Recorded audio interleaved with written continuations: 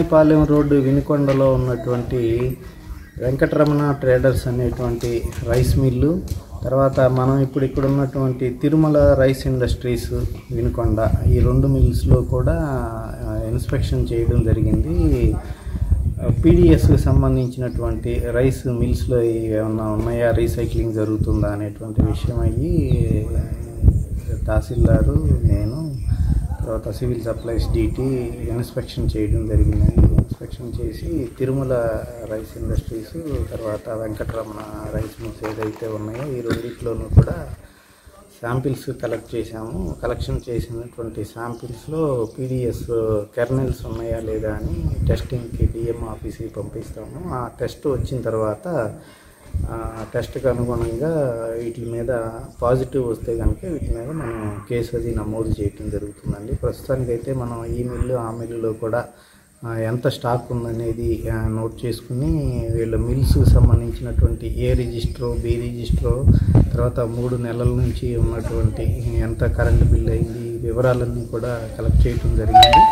Collect చేసిన తర్వాత test వచ్చిన తర్వాత శాంపిల్స్ యాక్షన్ అనేది తీసుకోవడం జరుగుతుందండి. దానికి అనుగుణంగా తిమ్మాయిపాలెం రోడ్లో ఉన్నటువంటి మిల్లు దగ్గర 745 అయితే 50 కేజీల బ్యాగులు ఐడెంటిఫై చేశాము. అది తెల్ల సంచుల్లో ఉన్నాయి. తర్వాత 2 రాసులుగా కూడా బియ్యం ఉన్నాయి. ఆ రాసుల్లో ఉన్నటువంటి బియ్యాన్ని సంచుల్లో ఎత్తించమని మా సివిల్ సప్లైస్ డిటీని, తర్వాత మిల్లర్ని కూడా కోరడం జరిగింది. అవి రాసుల్లో ఎన్ని అనేది మనం పట్టిన తర్వాతే చెప్పగలుగుతాం. ప్రస్తుతానికి ఉన్నాయి అయితే 745 అనేది అక్కడ బ్యాగ్స్ ఐడెంటిఫై చేశాము. ఇక్కడ కూడా మనం 470 బ్యాగ్స్ అనేది వైట్ సంచుల్లో ఉన్నాయి, ఐడెంటిఫై చేయడం జరిగిందండి. మొదట్లోనే మనం స్టార్టింగ్ నుంచి తనిఖీలు చేస్తేనే మనకి ఈ పీడిఎస్ రైస్ ఎవరన్నా కొన్నా కానీ నిలవ పెట్టినా కానీ మనకి ఇమీడియట్గా దొరుకుతుంది. కాబట్టి ఇప్పుడు మొన్నటి నుంచి బియ్యం స్టార్ట్ అయినాయి కాబట్టి డిస్ట్రిబ్యూషను అన్ని చోట్ల టీమ్స్ అనేది వేసామండి.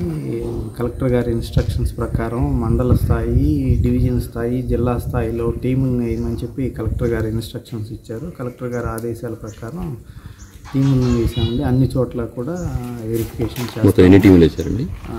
మండలంలోనూ టీం ఉంటుంది. తహసీల్దారు, SHO అంటే సబ్ ఇన్స్పెక్టరు, తర్వాత ఆ తహసీల్దార్ ఆఫీస్లో ఉన్నటువంటి DT ఉంటారు. వాళ్ళతో కలిపి మండల స్థాయిలో టీమ్స్ పెట్టామండి. వాళ్ళ ఏరియాలో ఉన్నటువంటి మిల్స్ లేకపోతే ఇతరత్ర స్టాక్ పాయింట్లు ఏమన్నా ఉన్నా కూడా వాళ్ళు వెరిఫై చేసి తదనుగుణంగా యాక్షన్ తీసుకుంటారు.